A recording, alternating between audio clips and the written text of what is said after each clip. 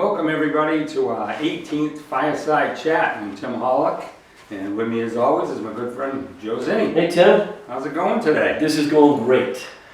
Great day.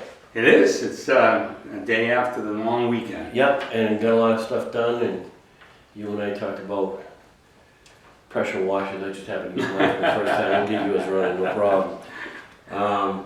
We're going to talk about something it's always important. You bring it up a lot. You don't label it, but we're going to talk about vision. In order to get anywhere, you got to have a plan. You got to have a vision. You got to see where you're going to go. You always related football to life, and you talked about when you were a linebacker, you didn't see your blocker. You saw the guy behind that in a way to get to the ball carrier. Right. So you have a vision. What do you see that others don't see, and why do you see it? I guess it comes down to being a forward-thinking person all the time. I'm always looking to where I want to go. If you don't look to where you want to go, your plans won't go smoothly. Right. You're going to be choppy. You're going to be last-minute decisions. And when you have something to look forward to, you put a plan, even if you don't write it down, you have a plan in your mind that you already understand what you need to do, where you need to go, who you got to bring. There's so many decisions to anything moving forward, whether it's a business or just a decision to change something in your life. Yeah. Going forward and say, I'm not going to drink anymore, or I'm going to go on a diet. Well, what is your vision for your diet? What do you picture yourself doing? All too often, people when they choose to go on a diet, they don't think much about it. They just think about, I want to lose weight. Well, what do you really like to do? What are you going to give up? What are you going to keep that you can? And what's your vision of your weight? A lot of people say, I want to lose a lot of weight. Well, how much is a lot of weight? Right. You really should pinpoint it to something a little bit more detailed. Like, I want to lose 50 pounds. I want to lose 20 pounds. And that way there, you're already thinking about how to get there. People says, well, how do you know how to get there? Well, believe me, your mind, when you start the program to look forward, it already starts to do that. Correct. That's one thing I found out in life. And that's part of the vision. You're getting a picture in your mind of what it's going to look like. And I don't mean a physical picture, but in your mind you have a vision, you have a picture. So now you're looking past what's in front of you to get where you need to go. That's right. You've talked about the vision of where you want your business to go, or where you want your life to go. Simple thing like sometimes just what you wanted to do over the weekend. You had this vision of going to New Hampshire, so you made a plan for it. You didn't just throw it together and go. That's right. Because you have to plan around the things like that. You got to plan your business around that. You do. You got to plan your times, what you're doing, what you can't do right now, what you're going to prolong to the next week, to the next month. There's a lot of things you have to think about. I guess I've just always been a person that, even as a kid, I used to lay in my room sometimes and just think about what I wanted, where I wanted to go. I mean, when I started my business, it really wasn't a big vision. It really was a vision. I couldn't find a good job around here because it was the 70s. The 70s was not a good decade. No, it suffered through the middle part, and it gave us, coming out of high school, a pretty depleted picture. Disadvantage.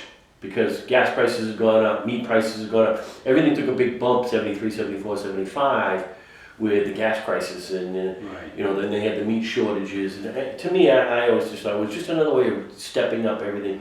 Well, now we've got to face the economy the way it was. So you're coming out of school, that was my next question. What was it you first saw in your vision when you wanted to start Wood Palace? I mean, it mainly started at the fact that, like I said, I couldn't find a really good paying job. Did I always find a job? Yeah, but $3 and something cents, $4.20 an hour, wasn't really a lot. It wasn't bad, but back then, if you had a really good job, you're probably making $6 to $8 an hour. Which I wasn't looking to make $15 an hour. I just wanted to. Heard of back then. It was monster dollars, right? There are some people that went that route. They became an engineer. They traveled. They were in our business, but they traveled overseas. Yeah. I know some people that did that, and they made good money doing that. But they sacrificed time. Yeah. They couldn't be with their family because they're away. Right. And it could have been places like Saudi Arabia, which is totally different culture. And I know a lot of people that did that. They didn't go in the service, because the service was a big thing when we were in high school. They did. They traveled. They went someplace different to find work. Back then, there was work in Saudi Arabia and a lot of those countries. Right. But you had to live there 6, 8, 9, 10 months at a time. Right. Which doesn't give you a lot of family time. And that's when people start, they come out of high school and think they get a job, and within a couple of years, they're starting about making a family. Well, you can't do that if you're in Saudi Arabia. You're right. And really, I couldn't find a job. My first vision was to go in the service. I was going to go in the Marines and talk to my brother-in-law, and he was a Marine in Vietnam, and he just said, I think you get more out of going in the Air Force than the Marines. So I was getting ready to sign up. Yep. And I'd already taken the written test and flew that. I just had to take the physical test, which I know I would have flew by that. Oh, absolutely. But it came down to my mother. I was one of the last people, all the ones at home. My younger brothers were still home. So I decided to stay. They were still in school. They were still in school. Yeah. So I decided to stay. Now, what was my next vision? Well, if I'm going to stay, I need to start a business. So, like I said, my vision was small at first. I want to have a business that I can make so much a week, a month, a year. That was really my first vision. And I put it together on what I was going to do. I was going to make kitchen cabinets. I was going to make van furniture, because I worked for a van furniture place. So see how the mind already started thinking and setting it up, and then the vision of setting up the shop. I had to do that. I only had a garage, and I put an addition on it. Yeah. Very small place, but it was only going to be me and maybe a worker or two. Yeah. And that's how it started. So my vision wasn't big at first, but as I started growing and it started kicking in, then my vision was, okay, I want to start doing $2 million a year. When I moved in here, I wanted to start doing, 3. And then, the vision became 6 to 8 million. So see how it progresses? Yeah. Because at that age, I couldn't fathom doing over $5 million a year or anywhere close to. Well, back then, $5 million a year isn't what $5 million a year is That's now. right. It's you were looking at small bites, which is More like 10 now. Yeah, well, that's just it. Your vision then was just to get going, Right. and then build from there. And that's my next question is, you've had some success and you dealt with the success. What are your visions now that you're successful? Your vision changes a little bit. It does actually, because your life evolves. I've talked about it many a times. As you start to evolve more and more, you start to think of different things. Now, my mind thinks more of giving back to the world. That's how these started. Right. Really, the vision of where Tim wants to go in my future when I retire from here is all based around what we're doing now. Sure. On Facebook, on these live videos, things like that. So I want to be a motivational speaker, and I want to be a coach. Now, I've already completed the speaking and coaching through John Maxwell last year, became certified. Now, that doesn't mean I'm done. I mean, I still got a lot more training and mentorship to do to really get to it, but I've got time because I'm transitioning Wood Palace right now. My vision is to have Tim not work for the business anymore. I might be still running it, but not working it as much. So I'm in that vision right now and working that out and making sure I'm coaching new people, getting people to take over eventually, and then to sell it, down the line. So your vision changes, it evolves, and I think when you start to think about your life as a whole, you want to give back to society. And I think, what is my purpose today? Yeah, and it's funny you mentioned vision, but I still hear the words that you started when we started the conversation. Moving forward. Right. You're still trying to move forward with your vision rather than, sometimes people want to look in the mirror and what's behind them. You just want to check what's behind you. You don't want to look back there for too long. You want to keep looking you're right. forward here. You look back, small visions of what you've done, what you did well, what you might not have done well. That's how you look back. You never look back to bring yourself back. It's just there to learn. It's funny because when you made your post regarding the reflection of the 40 years in business, you talked about a lot of the mistakes that you made at the beginning. Your first job you ever did, you made a boatload of mistakes, but that's what you're supposed to do. That's right. And to look back and look in the mirror at them is okay to give you the vision to keep going forward. And your honesty about the mistakes that you made, and you realize how you learned from them. You do. because you had that vision. You could, this is where I wanted to go, and this is what you were doing, but it took more than you thought.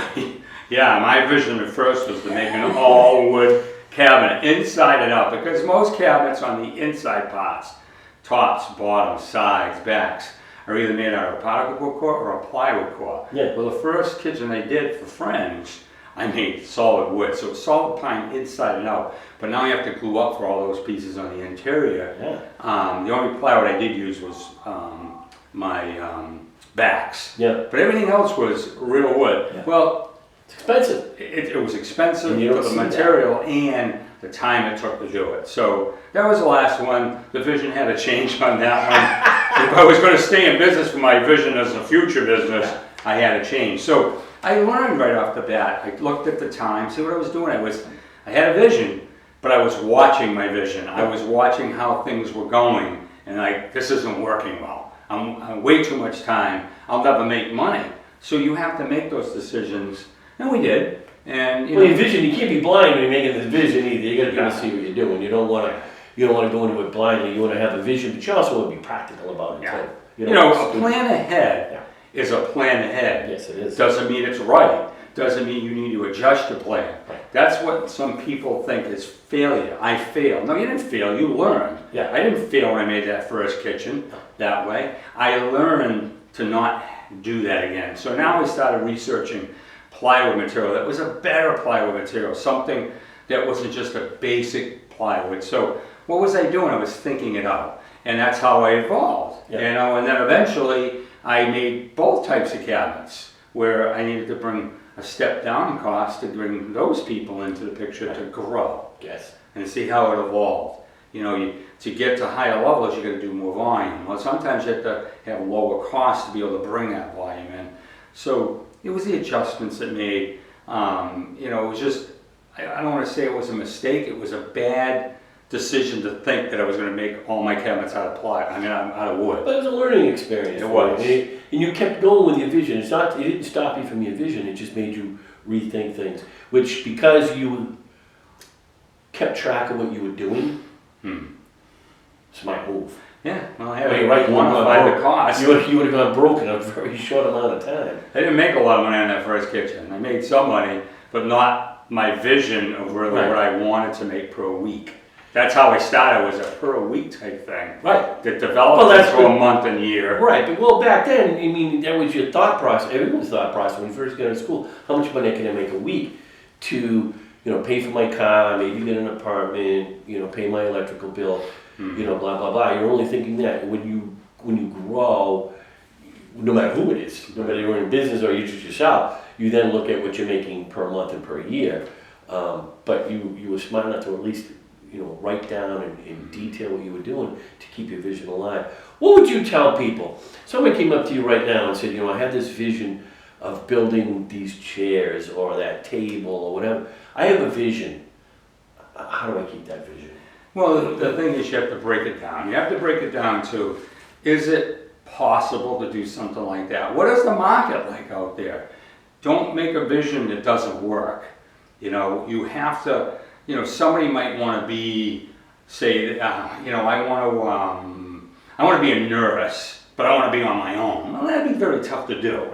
You'd have to do it through something, but the biggest thing is, as soon as you set your vision, what do you want? What do you want out of your life? What's going to make you happy? That's another thing you really have to look at. Oh, absolutely. You have to look at breaking it down. What kind of money do I want to make eventually? How much do I want the business to make? These are things you have to think forward with, but it comes down to you. What do you want? That starts to spell it out for you. My daughter being in psychology, so what wise. do you want? Yep. You've worked at a school, so now look at that and say, is it still something I want?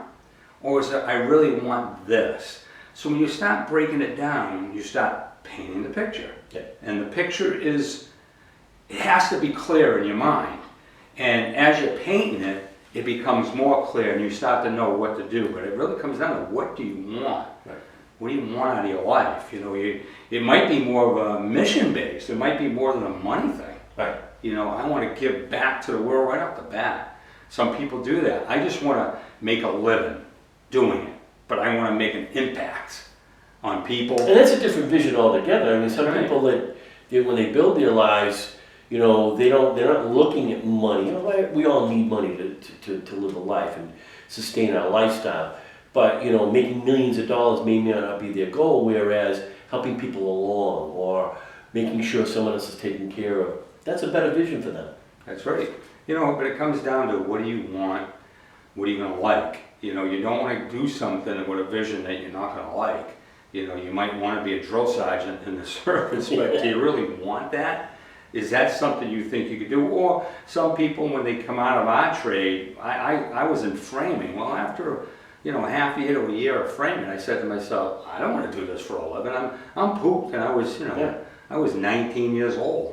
You know, 18, In good 19 shape. years old, in very good shape. Yeah, you were in great shape then. Come home, I was pooped. It was hard work. It was very hard work, and I just said, I can't see me doing this. So what did it break down to eventually?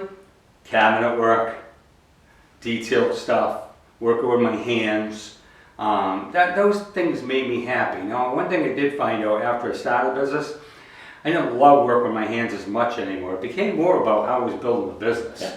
Because it wasn't a hobby, it was a business. It was something I had to do every day. So the woodworker probably didn't enjoy it as much. Not to say I didn't enjoy it, Sure. but you know what I mean. And it became more about production. How do I get the production of my shop so we can make better money and I can have other people working here? And that's where it became more of a focus. And that's how we got to this building. You basically. readjusted your vision is what you did. Yeah, you have to. You do. You know, It's gotta change. Yeah, one thing I try to tell people, and I learned it from my cousin Ed Denton, is when you've got a plan, you're going forward. Picture yourself as a skier, and you're set like this going down the hill. Now, do you go straight down the hill in the same position? I've never seen you. No. You might have to go around a bend so the body shifts this way. Then you're going to go around the bend. It shifts back this way. That's what a plan and a vision is. Yep. It's adjusting to the environment. It's adjusting to the economics. It's adjusting to all things. So you really have to look at all that stuff. But once you have that vision, then you have to put a plan to it. You have to say, I've met with a few people lately that want to help with some coaching, and they want to build something for their future. And I said, well, first you have to label what exactly you want. Now you got to put it together. You know, if you're going to be a contractor, you're going to be a contractor building additions. You're going to be just a contractor doing remodeling kitchens. You're going to do just this. Break it down, because you can't be everything to everybody. No, you can't. It's not a good vision then. No, it's not, because you're going to burn yourself out. You're right. You don't want to do that either. You want to have a vision, but you don't want to burn yourself out. That's right. I think that that's very helpful for our folks. I love getting your insight on your visions. I've known about them. It's great seeing other people get to see them. Our next one, it's going to be a little different. Confrontation and molding your argument. And I don't mean a screaming match. I mean molding your argument, your discussion. That's a great subject. So, A lot of and people everyone- fear that. Well, the problem is in business, you're going to have confrontation. You need how to handle it on a professional level. I think that'll be a lot of fun. No, it'll be a great time. Yep. Thank you for coming to our Fireside Chat. We'll see you next time. Thank you.